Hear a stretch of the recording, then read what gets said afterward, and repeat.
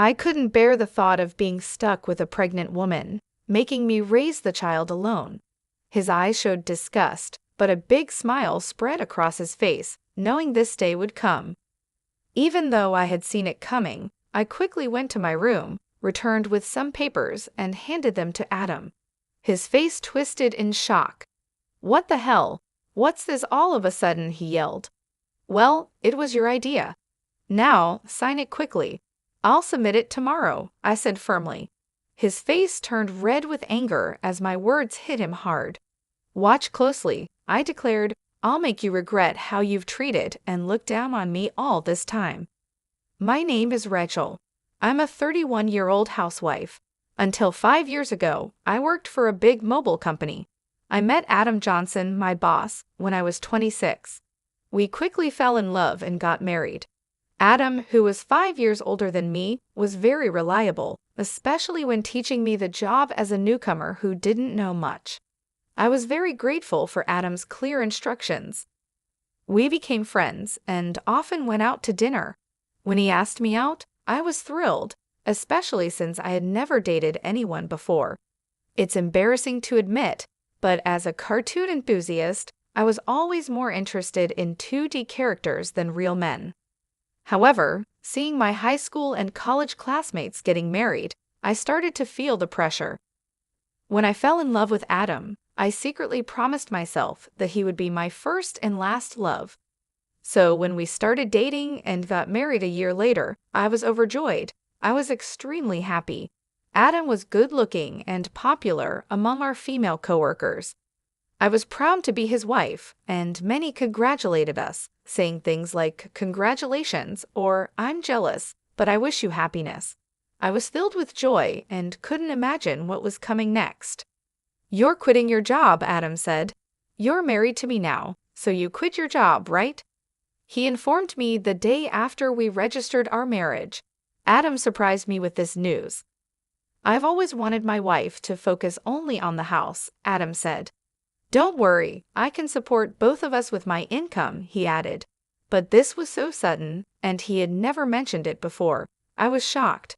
Adam had never talked about me quitting my job before our marriage. I had taken my current job because my father recommended it, and leaving without notice didn't feel right. I wanted to explain this, but the look in Adam's eyes warned me not to argue, so I stayed quiet. "I should have told you, but it's done. Starting tomorrow, you don't need to go to work. I'll handle the transition," Adam declared. The news about starting tomorrow was so abrupt it made me feel dizzy, but Adam's words were firm. Since he had been my boss, I felt I couldn't oppose him. Even though I had to leave my job without saying a proper goodbye, I was determined to make our marriage work. Adam had entrusted me with taking care of the house, and I wanted to meet his expectations. I worked hard at household chores, preparing meals, and focusing on Adam's favorites. Although Adam ate without saying anything about the taste, I longed for a word of appreciation. After quitting my job, I felt like no one recognized me anymore. One day, Adam asked, "Is my jacket clean? I have an important meeting tomorrow." "Yes, of course," I replied, seeing his domineering side with old-fashioned views. I reminded myself how lucky I was to have married him and tried to meet his expectations. With no personal income, I had to rely on Adam for everything. Our relationship often felt more like that of an employer and housemaid than a husband and wife. Our married life was generally smooth until one day when I fell ill and couldn't get out of bed. I felt very tired and weak, thinking I would catch up on housework the next day. Adam entered the bedroom and angrily asked, "What are you doing? Get up and make some food," as he kicked the blanket off me. "I'm sorry, I'm feeling unwell. Can you manage something for yourself today?" I explained, hoping for understanding. Instead of nodding or comforting me, Adam frowned and said, "You don't work, yet you're lying down just because you feel a bit sick. Pathetic? Get up," and kicked me again. The day Adam came home after midnight was the day I chose to share some news. However, when he entered, the smell of alcohol made me feel nauseous. His face was flushed and he staggered as he walked. It was surprising how much he had drunk, especially without notifying me, even though I had prepared dinner. I stood in disbelief. I got up from the bed, never thinking he would demand housework from his sick wife. I had never imagined he could be like this before we got married. Maybe it was my fault for not seeing it, but it was just too much. I found myself doing chores while tears ran down my face. Several days passed, and my health didn't get any better. Then I realized I had missed my period. Panicking, I rushed to the drugstore to buy a pregnancy test. When I tried it, the result was positive. Tears of joy flowed naturally, and I decided to share the news with Adam when he got home from work. My spirits were lifted instantly. The day Adam came home after midnight was the day I chose to share the news. But when he walked in, the smell of alcohol made me feel sick. His face was flushed, and he staggered as he walked. I was surprised by how much he had drunk, especially since he hadn't told me he would be out drinking, even though I had prepared dinner. Eager to share my pregnancy news, I told my intoxicated husband, "I haven't been to the doctor yet, so it's not confirmed," I began eagerly. However, Adam's face darkened as he responded, "A child? What have you done?" His tone was harsh, unlike anything I had ever heard from him before. "I don't want a child." "Damn, this is the worst. If you're going to have it, raise it yourself," he said. His cruel words shocked me.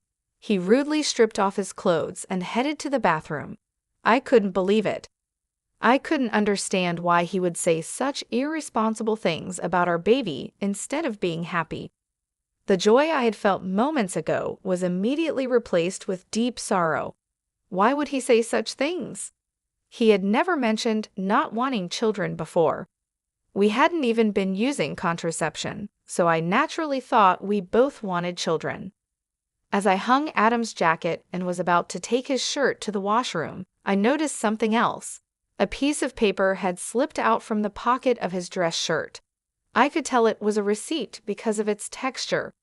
At first, I thought it was just a receipt from tonight's gathering and was about to throw it away, but then I saw the name of the place. "Is this a motel?" My hand trembled as I held the receipt. It was indeed a motel. The shock of this discovery weighed heavily on my heart. Why doesn't Adam love me? Isn't marriage supposed to be between two people who love each other? We've only been married for just over a year. How could this be? I have been lost in imaginary romances for years, never really experiencing a true relationship. I couldn't accept this harsh reality right away, but the idea of Adam cheating started to make sense, and everything began to fall into place.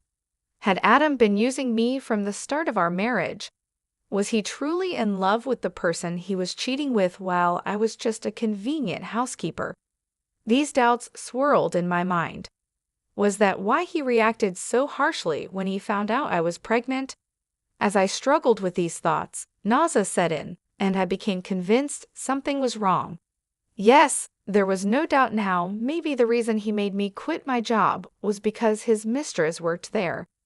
Everything started to make sense, as if he had married me for stability, not love. The line between reality and my imagination became blurry, but I couldn't deny the cruel words he had said after learning about my pregnancy. That day, I decided to gather evidence of Adam's cheating. From then on, his cold behavior toward me was undeniable. It was as if he couldn't forgive me for getting pregnant. Even though he knew I was suffering from morning sickness, he would deliberately eat smelly foods near me and criticize my housework, forcing me to redo tasks. My pregnant body had to endure a lot, and my heart felt heavy. Despite this, I continued to investigate his affair.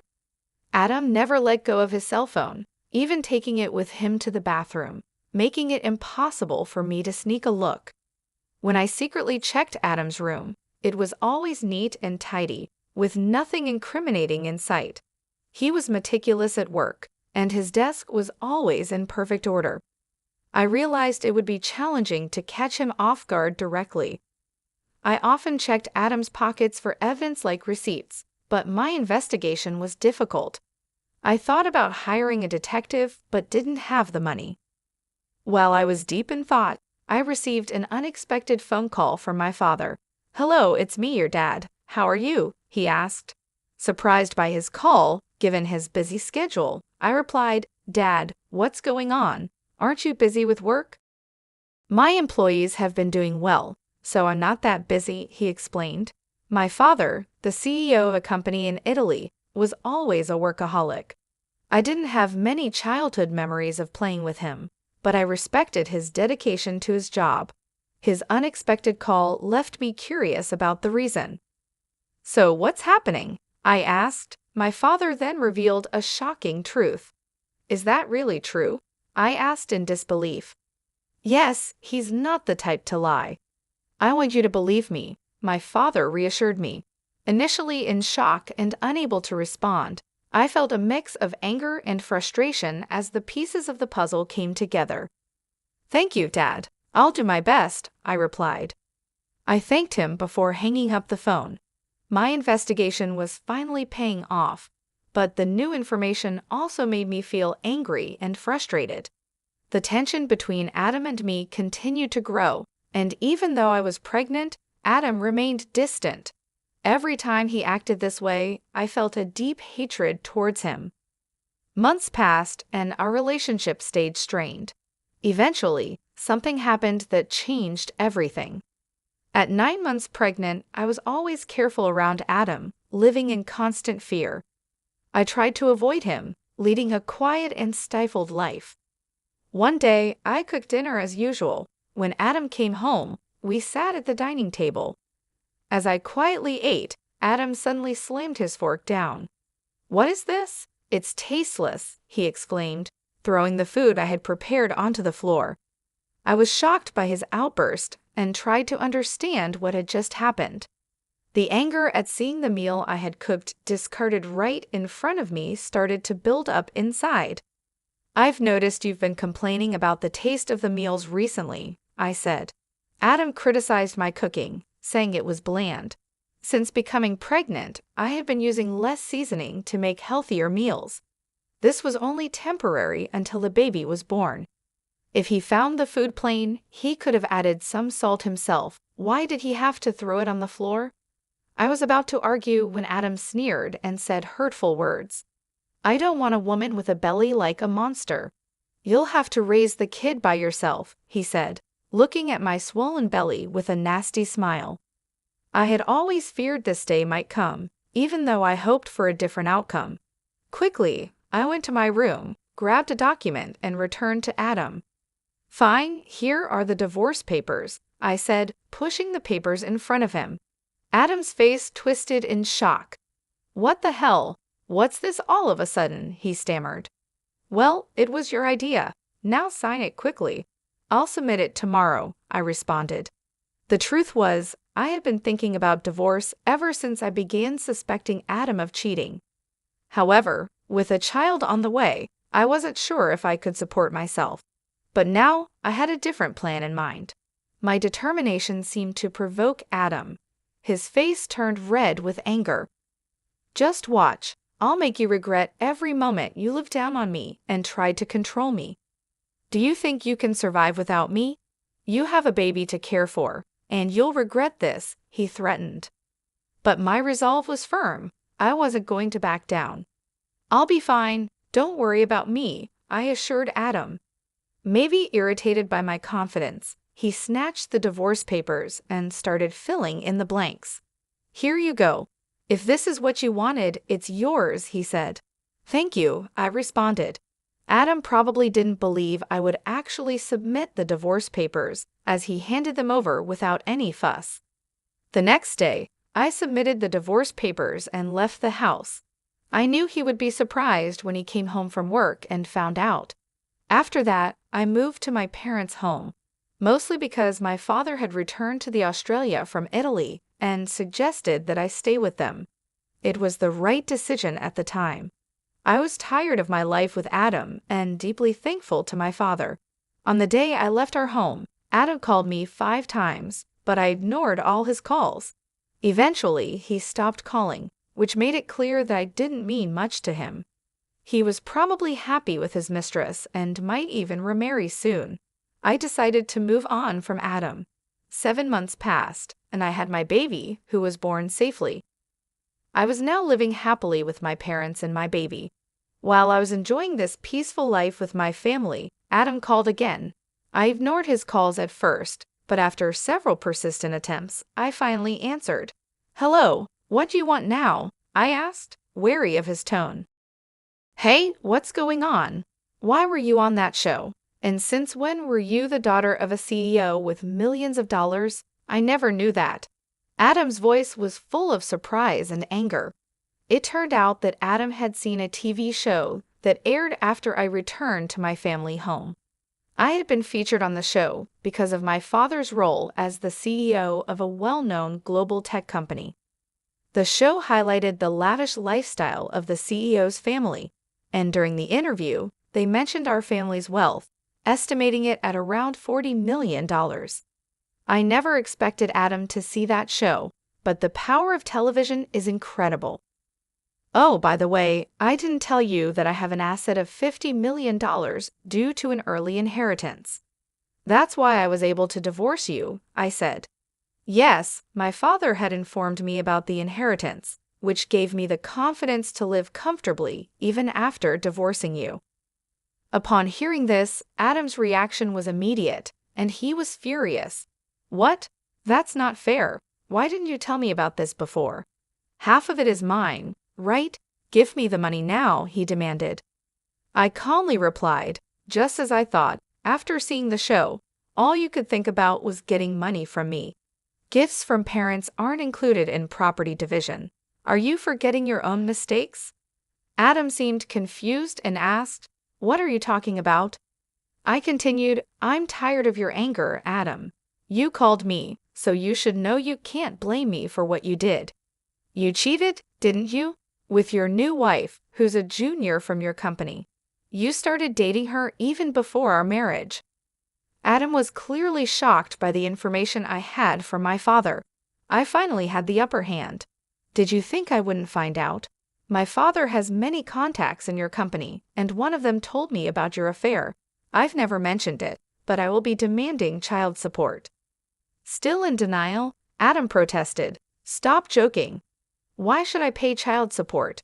It's all because of you, right? You got pregnant on your own and slacked off with household chores. It's all your fault." Hearing Adam blame me without apologizing for his own mistakes was unbelievable. I couldn't believe I was ever married to someone so lacking in common sense. I knew then that leaving him was the right decision. Adam continued, "I'm broke. My wife spent all the money I earned, and now I'm in debt," he pleaded. Hearing his pathetic excuse, my anger turned into sheer disbelief. I never wanted to deal with such an unreasonable person again. With that thought, I firmly gripped my phone and said, "What are you talking about? Do you even realize how ridiculous you sound? I never want to deal with you again. I'll have my lawyer handle the child support. Don't ever call me again, and you will not see the child anymore. Goodbye." "Hey, wait," he called out, but I quickly hung up the phone. Afterward, I blocked Adam's number and took a deep breath. It's over now, right?